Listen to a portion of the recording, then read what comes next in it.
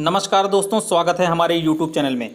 दोस्तों, मैं इतिहास का भाग 2 लेकर आया हूं। यह मेंस परीक्षा की दृष्टि से बहुत ही महत्वपूर्ण है। जो लेखपाल, राजस्व लेखपाल का मेंस परीक्षा है, स्वास्थ्य विभाग में स्वास्थ्य कार्यकर्ता, एएनएम, इन सभी परीक्षा की दृष्टि से बहुत ही महत्वपूर्ण है। जो भी भाई बहनें चैनल पर नए हैं, चैनल को सब्सक्राइब, लाइक, ज़्यादा से ज़्यादा शेयर कर दें, जिससे यह महत्वपूर्ण नोट सभी भाई बहनों तक पहुँच जाए। तो दोस्तों, वीडियो को शुरू करते हैं। लाइक करना ना भूलें दोस्तों। सबसे पहले मैं आप लोग को बताऊंगा, राष्ट्रीय मानवाधिकार आयोग की स्थापना कब की गई। बहुत इंपॉर्टेंट क्वेश्चन दोस्तों। 12 अक्टूबर 1993 को राष्ट्रीय मानवाधिकार आयोग की स्थापना की गई। राष्ट्रीय महिला आयोग अधिनियम 1990 के अंतर्गत राष्ट्रीय महिला आयोग की स्थापना वर्ष 1992 में की गई। अब नेक्स्ट दोस्तों, आप लोग बता रहे हैं मूल कर्तव्य, अनुच्छेद 51 का, बहुत इंपॉर्टेंट है। संविधान में मूल कर्तव्य की अवधारणा को पूर्व सोवियत संघ से लिया गया है। मूल कर्तव्यों को संविधान में 42वें संविधान संशोधन 1976 द्वारा सम्मिलित किया गया है। सरदार स्वर्ण सिंह समिति की सिफारिश पर मूल कर्तव्यों को संविधान में शामिल किया गया है। किसके सिफारिश पर? सरदार स्वर्ण सिंह की समिति पर। वर्तमान समय में भारतीय संविधान में नागरिकों के लिए 11 मूल कर्तव्य हैं। पूछा जाता है अक्सर कि कितने मूल कर्तव्य हैं, तो 11 मूल कर्तव्य हैं वर्तमान समय में भारतीय संविधान में नागरिकों के लिए। 11वां मूल कर्तव्य 86वें संविधान संशोधन 2002 द्वारा जोड़ा गया है। 11वां मूल कर्तव्य 86वें संविधान संशोधन 2002 द्वारा जोड़ा गया है। दोस्तों, यह पॉइंटर बहुत ही महत्वपूर्ण है, बहुत महत्वपूर्ण है, जो मैं आपको बताने जा रहा हूँ। जो महत्वपूर्ण मैं वही बताऊंगा। ये सब इतिहास का निचोड़ है। जो आपका भारतीय इतिहास, यूपी लेखपाल और स्वास्थ्य कार्यकर्ता, एएनएम, जो भी पोस्ट ग्रुप सी की हैं, उसमें पूछा जाता है। ये मैं आपको निचोड़ बता रहा हूँ, पॉइंटर। उच्चतम न्यायालय ने यह अभिनिर्धारित किया है कि मूल कर्तव्य नागरिकों पर आबद्ध कर नहीं है। मूल कर्तव्य जो है वह नागरिकों पर आबद्ध कर नहीं है। पूछा जाता है अक्सर। संविधान के अनुच्छेद 51 का मौलिक कर्तव्यों से संबंधित है। पूछता है कि किस कर्तव्य से है? मौलिक कर्तव्य से संबंधित है। अनुच्छेद 51 का के अनुसार भारत के प्रत्येक नागरिक का कर्तव्य होगा कि वह संविधान का पालन करे और उसके आदर्शों, संस्थाओं, राष्ट्रध्वज, राष्ट्रगान, आदर, सबका सम्मान करे। यह बहुत इंपॉर्टेंट है दोस्तों। अब पूछा जाता है किस अनुच्छेद में है, तो 51 का में है। और भारत की प्रभुता, एकता, अखंडता की रक्षा करे, ये सब भी दिया है दोस्तों। इसमें जो मेन है उसको हम बता रहे हैं आपको। हाँ, और ये देखिए लास्ट पॉइंट देखिए, बहुत इंपॉर्टेंट। माता पिता या संरक्षक द्वारा 6 वर्ष से 14 वर्ष के बच्चों हेतु शिक्षा का अवसर प्रदान करना 86वां संविधान संशोधन 2002 द्वारा है। नेक्स्ट बता रहे हैं दोस्तों आपको। अब इसमें हम आप कार्यपालिका देख लेते हैं कि कार्यपालिका कैसे क्या है। कार्यपालिका कितने से कितने अनुच्छेद में है, तो अनुच्छेद 52 से 73 में है। कार्यपालिका का जो है राष्ट्रपति एवं उपराष्ट्रपति के लिए किसमें है? अनुच्छेद 52 से 73 में है। इसमें सब बहुत ही महत्वपूर्ण पॉइंट है दोस्तों। पॉइंटर मैं एकदम बता रहा हूँ आपको। संघ सरकार का संवैधानिक प्रमुख राष्ट्रपति होता है। ये अक्सर पूछा जाता है कि संघ सरकार का संवैधानिक प्रमुख कौन होता है, तो राष्ट्रपति होता है। भारत के राष्ट्रपति के चुनाव के लिए नागरिक की 35 वर्ष की आयु पूरी कर लेनी होती है। संघ के रक्षा बलों का सर्वोच्च समादेश राष्ट्रपति में निहित है। भारतीय संविधान के अनुसार केंद्र की कार्यपालिका शक्ति राष्ट्रपति में निहित है। राष्ट्रपति के कार्यकाल की अवधि शपथ ग्रहण के दिन से 5 वर्ष की होती है। बहुत इंपॉर्टेंट दोस्तों, पूछा जाता है कि राष्ट्रपति का कार्यकाल कितने वर्ष के लिए होता है, तो शपथ ग्रहण, ऐसे ही ऑप्शन रहेगा, शपथ ग्रहण के दिन से 5 वर्ष के लिए होती है। अनुच्छेद 57 के अंतर्गत भारतीय संविधान के अंतर्गत व्यक्ति पुनः पद के लिए निर्वाचित हो सकता है। राष्ट्रपति को कार्यकाल पूरा होने से पहले अनुच्छेद 61 द्वारा महाभियोग प्रक्रिया द्वारा हटाया जा सकता है। भारत के राष्ट्रपति पर महाभियोग की विधि कहाँ से ली गई है? यूएसए से ली गई है। पूछा जाता है भारत के राष्ट्रपति पर महाभियोग की विधि कहाँ से ली गई है? यूएसए से ली गई है। महाभियोग प्रक्रिया की जांच के दौरान राष्ट्रपति स्वयं संसद में उपस्थित होकर या अपने प्रतिनिधि के माध्यम से स्पष्टीकरण प्रस्तुत कर सकता है।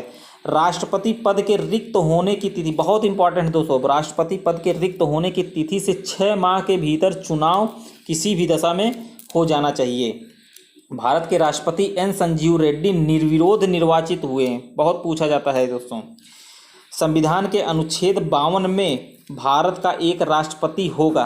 पूछा जाता है कि यह किस अनुच्छेद में है, तो 52 में है, भारत का एक राष्ट्रपति होगा।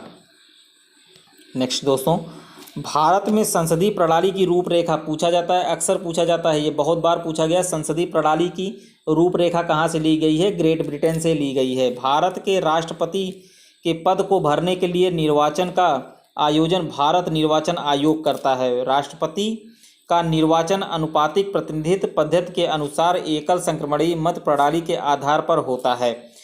निर्वाचक मंडल में संसद दोनों सदनों के निर्वाचित सदस्य तथा राज्यों की विधान सभाओं एवं संघीय क्षेत्रों की विधान सभाओं के निर्वाचित सदस्य सम्मिलित होते हैं। संसद के सत्रावसान के बाद अध्यादेश राष्ट्रपति अनुच्छेद 123 के अनुसार जारी करता है। सत्रावसान के बाद अध्यादेश जो जारी करते हैं अनुच्छेद 123 से। राष्ट्रपति का अध्यादेश 6 महीने की अवधि के लिए लागू रहता है। राष्ट्रपति का जो अध्यादेश होता है कितने महीने के लिए लागू होता है? 6 महीने के लिए लागू होता है। राष्ट्रपति की अनुपस्थिति में, बहुत इंपॉर्टेंट क्वेश्चन दोस्तों, राष्ट्रपति की अनुपस्थिति में राष्ट्रपति के कार्यकाल का निर्वहन कौन करता है? उपराष्ट्रपति करता है। राष्ट्रपति एंग्लो भारतीय समुदाय के 2 सदस्य को लोकसभा के लिए मनोनीत करता है। अब तक 2 राष्ट्रपतियों की मृत्यु जो हुई है उनके कार्यकाल के दौरान हुई है, डॉक्टर जाकिर हुसैन और फखरुद्दीन अली अहमद। तो अक्सर पूछा जाता है कि कौन से वो 2 राष्ट्रपति हैं जिनकी जो है कार्यकाल के दौरान ही मृत्यु हो गई थी? डॉक्टर जाकिर हुसैन और फखरुद्दीन अली साहब जी हैं। नेक्स्ट दोस्तों, भारत के राष्ट्रपति नीलम संजीव रेड्डी जो कि लोकसभा के अध्यक्ष और मुख्यमंत्री जो दोनों रहे, लोकसभा के अध्यक्ष और मुख्यमंत्री दोनों रहे, डॉक्टर ये नीलम संजीव रेड्डी जी जो रहे। प्रधानमंत्री तथा प्रधानमंत्री की सलाह पर अन्य मंत्रियों की नियुक्ति राष्ट्रपति करता है। सर्वोच्च न्यायालय तथा उच्च न्यायालय के न्यायाधीशों की राष्ट्रपति कौन करता है? न्यायाधीशों की नियुक्ति कौन करता है? राष्ट्रपति करता है। सर्वोच्च न्यायालय तथा उच्च न्यायालय के न्यायाधीशों की नियुक्ति राष्ट्रपति करते हैं। प्रधानमंत्री तथा प्रधानमंत्री की सलाह पर अन्य मंत्रियों की नियुक्ति राष्ट्रपति करते हैं। भारत के महान्यायवादी, नियंत्रक एवं महालेखा परीक्षक, बहुत इंपॉर्टेंट क्वेश्चन है दोस्तों। मुख्य चुनाव आयुक्त तथा अन्य चुनाव आयुक्त राज्यों के राज्यपाल आदि की नियुक्ति कौन करते हैं? राष्ट्रपति जी करते हैं। राज्य के जो राज्यपाल रहते हैं उनके भी जो है नियुक्ति राज्यपाल जी करते हैं। सदन के सत्र को आहूत करने, सत्रावसान करने तथा लोकसभा भंग करने की संबंधी अधिकार किसके पास है? राष्ट्रपति जी के पास है। नेक्स्ट क्वेश्चन है दोस्तों, भारत के प्रथम राष्ट्रपति डॉक्टर राजेंद्र प्रसाद थे जो 2 बार राष्ट्रपति पद के पर रहे। पूछा जाता है कि 2 बार राष्ट्रपति पद पर कौन रहे? तो डॉक्टर राजेंद्र प्रसाद जी 2 बार राष्ट्रपति पद पर रहे। डॉक्टर APJ अब्दुल कलाम भारत के पहले गैर राजनीतिज्ञ, पूछा जा रहा है, गैर राजनीतिक राष्ट्रपति थे। भारत के डॉक्टर APJ अब्दुल कलाम जी भारत के गैर राजनीतिक राष्ट्रपति रहे। भारत सरकार विदेशों से कोई भी समझौता या संधि किसके नाम पर करती है? राष्ट्रपति के नाम पर करती है। सर्वप्रथम राष्ट्रपति शासन कहाँ पर लागू हुआ था? पंजाब में। सर्वप्रथम राष्ट्रपति शासन पेप्सू, पूछा जाता है, पेप्सू राज्य, पंजाब राज्य में जो है पेप्सू में लागू किया गया था। M हियादुल्ला सर्वोच्च न्यायालय के ऐसे प्रथम मुख्य न्यायाधीश थे जिन्होंने भारत के कार्यवाहक राष्ट्रपति का पदभार ग्रहण किया था। राष्ट्रपति शासन के राज्य में अधिकतम अवधि कितनी होती है? 3 वर्ष। पूछा जाता है राष्ट्रपति शासन जो लगता है राज्य में कितना अवधि होता है? अधिकतम 3 वर्ष होता है दोस्तों। भारत के राष्ट्रपति को अत्यंतिक निलंबकारी और जेबी वीटो, पॉकेट वीटो की संयोजन शक्ति प्राप्त है। राष्ट्रपति पद के चुनाव संबंधी विवाद को उच्चतम न्यायालय द्वारा निर्णीत किया जाता है। संविधान के अतिक्रमण के आधार पर राष्ट्रपति पर महाभियोग प्रस्ताव लाया जा सकता है। राष्ट्रपति के विरुद्ध संसद का कोई भी सदन महाभियोग द्वारा प्रस्ताव लाया जा सकता है। राष्ट्रपति के विरुद्ध संसद का कोई भी सदन महाभियोग प्रस्ताव ला सकता है। राष्ट्रपति अपना त्यागपत्र उपराष्ट्रपति को दे सकता है। बहुत इंपॉर्टेंट है दोस्तों यह, राष्ट्रपति जो है अपना त्यागपत्र उपराष्ट्रपति को दे सकता है। राष्ट्रपति राज्यसभा के 12 सदस्यों को मनोनीत करता है। राष्ट्रपति राज्यसभा के 12 सदस्यों को मनोनीत करता है। धन विधेयक तथा वित्त विधेयक राष्ट्रपति की पूर्व सहमति से लोकसभा में प्रस्तुत किए जा सकते हैं। संविधान का अनुच्छेद 72 राष्ट्रपति को क्षमादान का अधिकार देता है। क्षमादान का अधिकार अनुच्छेद 72 राष्ट्रपति को देता है। राष्ट्रपति दोनों सदनों के संयुक्त बैठक अनुच्छेद 108 के तहत बुलाता है। राष्ट्रपति की भारत की पहली महिला राष्ट्रपति श्रीमती प्रतिभा पाटिल जी बनी थी। राष्ट्रपति को उसके पद की शपथ सर्वोच्च न्यायालय का मुख्य न्यायाधीश दिलाता है। राष्ट्रपति को उसके पद, राष्ट्रपति जी को भी जो है शपथ दिलवाया जाता है तो सर्वोच्च न्यायालय के जो मुख्य न्यायाधीश हैं वो दिलाते हैं। बहुत इंपॉर्टेंट है दोस्तों ये। नेक्स्ट बता रहे हैं आपको, राष्ट्रपति संविधान के अनुच्छेद 352 के अंतर्गत राष्ट्रीय आपातकाल स्थिति की घोषित कर सकता है। ये भी बहुत इंपॉर्टेंट है। राष्ट्रपति संविधान के अनुच्छेद 352 पूछ रहा है कि राष्ट्रीय आपात की स्थिति कब घोषित कर सकता है। अनुच्छेद 352 के तहत विदेशों में स्थित भारत के राजदूतों की नियुक्ति राष्ट्रपति करता है। विदेश में जो नियुक्ति होती है राजदूतों की वो कौन करते हैं? राष्ट्रपति करते हैं। भारत का राष्ट्रपति अनुच्छेद 143 के अधीन किसी मामले को सलाहकारी राय के लिए भारत के उच्चतम न्यायालय को भेज सकता है। सब राष्ट्रपति और उपराष्ट्रपति जी के लिए है ये जो बता रहा हूँ मैं। राष्ट्रपति के रूप में डॉक्टर राजेंद्र प्रसाद सबसे लंबी अवधि तक तथा डॉक्टर जाकिर हुसैन ने सबसे कम अवधि तक कार्य किया। यही पूछा जाता है कि सबसे लंबी अवधि तक राष्ट्रपति कौन रहे? डॉक्टर राजेंद्र प्रसाद जी रहें। और सबसे कम कौन रहे? डॉक्टर जाकिर हुसैन जी। वर्तमान में दोस्तों ये जो है पहले का दे दिया है इसमें,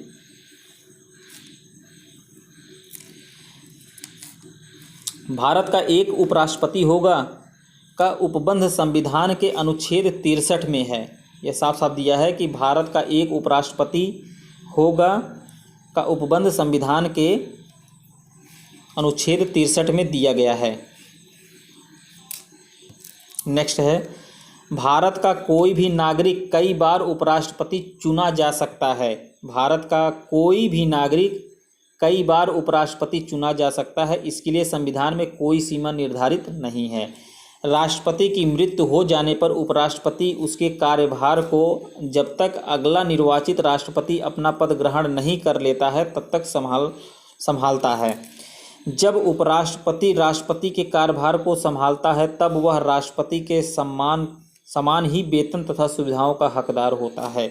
बहुत इंपॉर्टेंट दोस्तों, ये पूछा जाता है, अक्सर पूछा जाता है। राष्ट्रपति के निर्वाचक मंडल के सदस्य संसद के दोनों सदनों के सदस्यों से मिलकर बनने वाले निर्वाचक गण होते हैं। उपराष्ट्रपति राष्ट्रपति को संबोधित लेख द्वारा अपने कार्यकाल की समाप्ति के पूर्व पद त्याग कर सकता है। उपराष्ट्रपति को कार्यकाल पूरा होने से पूर्व राज्यसभा के साधारण बहुमत द्वारा पारित प्रस्ताव द्वारा जिसकी स्वीकृति लोकसभा करे पदच्युत किया जा सकता है। भारत के उपराष्ट्रपति की तुलना संयुक्त राज्य अमेरिका के उपराष्ट्रपति से की जा सकती है। भारत के उपराष्ट्रपति की तुलना संयुक्त राज्य अमेरिका के उपराष्ट्रपति से की जा सकती है। बहुत इंपॉर्टेंट है दोस्तों। सर्वाधिक समय तक उपराष्ट्रपति पद पर कौन आसीन रहे? डॉक्टर सर्वपल्ली राधाकृष्णन जी सबसे ज़्यादा जो है। वीवी गिरी सबसे कम समय तक उपराष्ट्रपति पद पर आसीन रहे। ये भी पूछा जाता है, बहुत इंपॉर्टेंट है दोस्तों। राष्ट्रपति पद की रिक्तता की स्थिति में उपराष्ट्रपति भी उपलब्ध न हो तो राष्ट्रपति के कर्तव्य का निर्वहन कौन करता है? सर्वोच्च न्यायालय का मुख्य न्यायाधीश। अगर राष्ट्रपति और उपराष्ट्रपति दोनों ना हो तो उनके कर्तव्यों का निर्वहन कौन करता है? तो सर्वोच्च न्यायालय के मुख्य न्यायाधीश करते हैं। उपराष्ट्रपति राज्यसभा का पदेन सभापति होता है। बहुत इंपॉर्टेंट, तो बहुत बार ये पूछा गया है कि उपराष्ट्रपति राज्यसभा का पदेन सभापति होता है। भारत के उपराष्ट्रपति डॉक्टर राधाकृष्णन ने राष्ट्रपति की अनुपस्थिति के दौरान राष्ट्रपति के कृत्यों का निर्वहन किया। यह भी इम्पोर्टेंट है दोस्तों, बहुत ही इम्पोर्टेंट है। भारत के उपराष्ट्रपति डॉक्टर राधाकृष्णन ने राष्ट्रपति की अनुपस्थिति के दौरान राष्ट्रपति के कृत्यों का निर्वहन किया है। अनुच्छेद 66 के तहत भारत के उपराष्ट्रपति का निर्वाचन अप्रत्यक्ष अनुपातिक प्रतिनिधित्व पद्धति के अनुसार एकल संक्रमणीय, दोस्तों एकल पूछ रहा है, एकल संक्रमणीय मत द्वारा होता है। बहुत इंपॉर्टेंट है दोस्तों यह। नेक्स्ट है, राष्ट्रपति के पश्चात देश का सर्वोच्च अधिकारी कौन होता है? उपराष्ट्रपति होता है। राष्ट्रपति के पश्चात देश का सर्वोच्च अधिकारी उपराष्ट्रपति होता है। सर्वप्रथम डॉक्टर सर्वपल्ली राधाकृष्णन का उपराष्ट्रपति पद के लिए चुनाव निर्विरोध हुआ था। पूछा जाता है उपराष्ट्रपति के लिए सबसे पहले किसका चुनाव निर्विरोध हुआ था? तो डॉक्टर सर्वपल्ली राधाकृष्णन जी हैं। नेक्स्ट है, अब तक 3 उपराष्ट्रपतियों का चुनाव निर्विरोध हुआ है। 3 उपराष्ट्रपति जो हैं उनका चुनाव निर्विरोध हुआ है। पूछा जाता है कितने उपराष्ट्रपतियों का चुनाव निर्विरोध हुआ? तो 3 राष्ट्रपति हैं। वीवी गिरी ने उपराष्ट्रपति पद से त्याग पत्र दिया था। उपराष्ट्रपति को वेतन और भत्ते भारत की संचित निधि से दिए जाते हैं। उपराष्ट्रपति अपने पद ग्रहण की शपथ राष्ट्रपति के समक्ष लेता है। अनुच्छेद 67 के अनुसार उपराष्ट्रपति अपने पद ग्रहण की तारीख से 5 वर्ष तक पद पर बना रहता है। राष्ट्रपति और उपराष्ट्रपति के लिए दोस्तों जिस तारीख को पद ग्रहण करेंगे 5 वर्ष तक ही रहते हैं। 2 बार लगातार उपराष्ट्रपति पद पर रहने वाले विभूतियां हैं। कौन कौन है? 2 बार जो है उपराष्ट्रपति पद पर रहे, डॉक्टर राधाकृष्णन और हामिद अंसारी। व्यक्ति के अनुसार श्री अंसारी 12वें उपराष्ट्रपति बने हैं। जो अंसारी जी हैं 12वें राष्ट्रपति जी हैं। डॉक्टर राधाकृष्णन और हामिद अंसारी ये 2 लोगों जो है उपराष्ट्रपति पद पर लगातार रहे। नेक्स्ट है, संघीय मंत्रिपरिषद तथा प्रधानमंत्री ये किस अनुच्छेद में है? अनुच्छेद 74 से 75 में। संविधान के अनुसार समस्त कार्यपालिका शक्ति राष्ट्रपति में निहित है, तथापि यथार्थ में कार्यपालिका की समस्त शक्ति मंत्रिपरिषद में निहित है। अनुच्छेद 74 के अनुसार राष्ट्रपति को सलाह देने के लिए एक मंत्रिपरिषद होगी जिसका प्रधानमंत्री होगा और राष्ट्रपति प्रधानमंत्री की सलाह के अनुसार कार्य करेगा।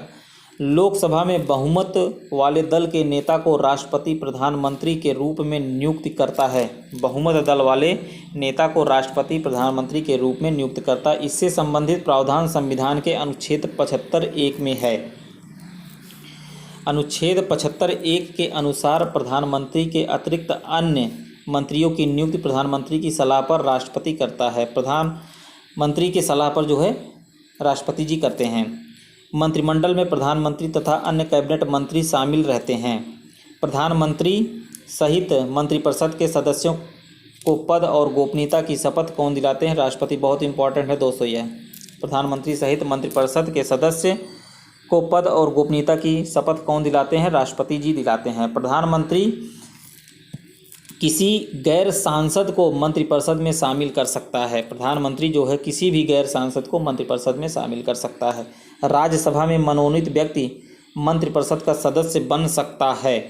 मंत्रिपरिषद का कोई भी सदस्य किसी सदन का सदस्य ना होते हुए अधिकतम 6 महीने तक मंत्री पद पर बना रह सकता है। राष्ट्रपति प्रधानमंत्री की सलाह पर मंत्रिपरिषद के किसी सदस्य को बर्खास्त भी कर सकता है। राष्ट्रपति जो है प्रधानमंत्री की सलाह पर मंत्रिपरिषद के किसी भी सदस्य को बर्खास्त भी कर सकता है। नेक्स्ट दोस्तों, बहुत इंपॉर्टेंट है दोस्तों सभी जो है पॉइंट। मंत्रिपरिषद के सदस्य सामूहिक रूप से लोकसभा के प्रति उत्तरदायी होते हैं। दोस्तों लाइक करते चलिएगा वीडियो को।